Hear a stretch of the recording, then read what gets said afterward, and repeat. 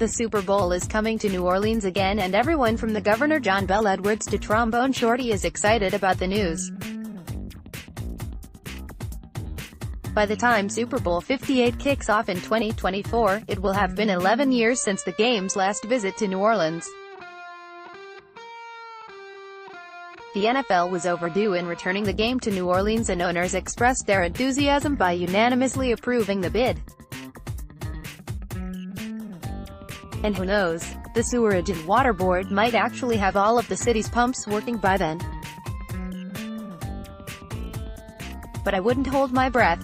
Still, getting the Super Bowl is a big deal, and everyone involved should be commended for making it happen.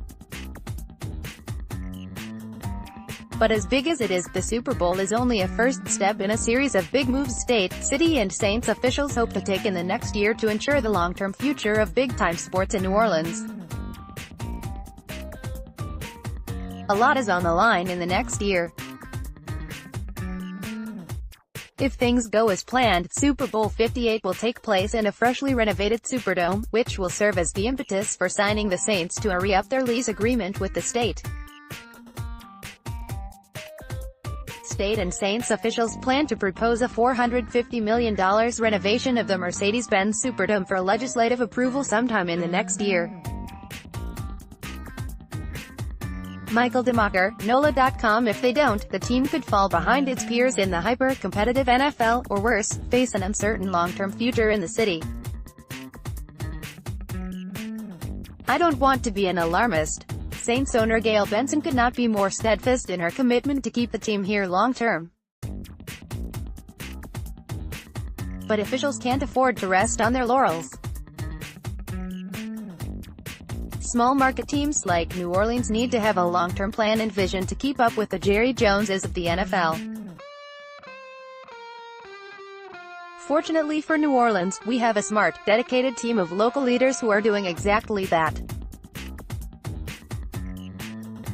A lot of moving parts are in play here. Several dominoes have to fall before it all comes together. But the first one fell Wednesday with Super Bowl 58. The long-term ramifications of securing the Super Bowl are potentially significant.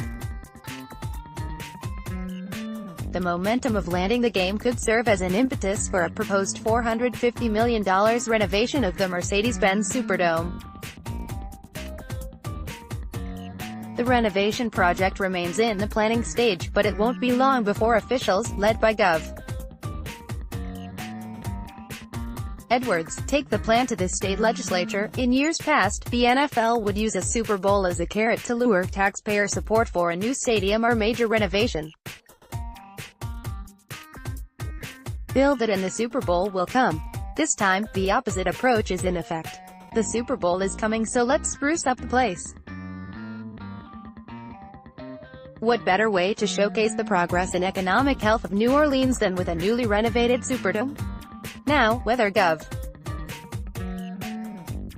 John Bel Edwards can convince state legislators it's worth the investment remains to be seen.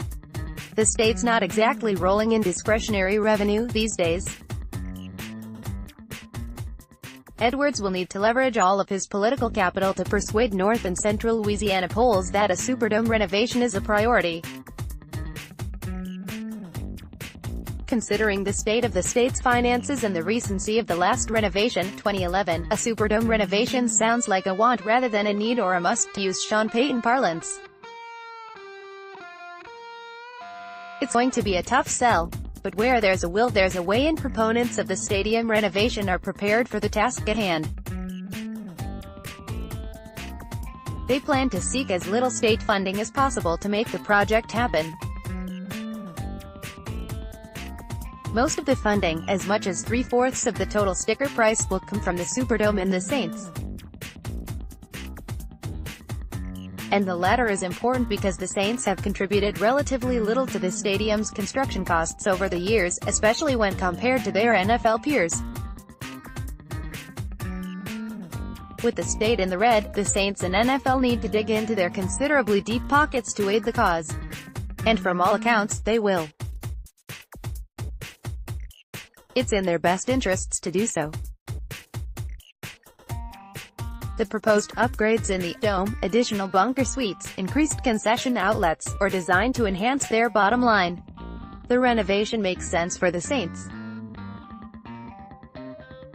Likewise, it's in the state's best interests to renovate the building because it will help city officials attract more major events to the Dome and encourage the Saints to sign a new long-term lease agreement.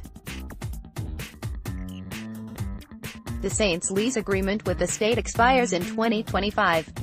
A renovated stadium replete with enhanced revenue streams would incentivize the Saints to commit to a new 10-year contract. Locking up the club for another decade would guarantee the Saints' presence here for the remainder of Benson's tenure and perhaps beyond.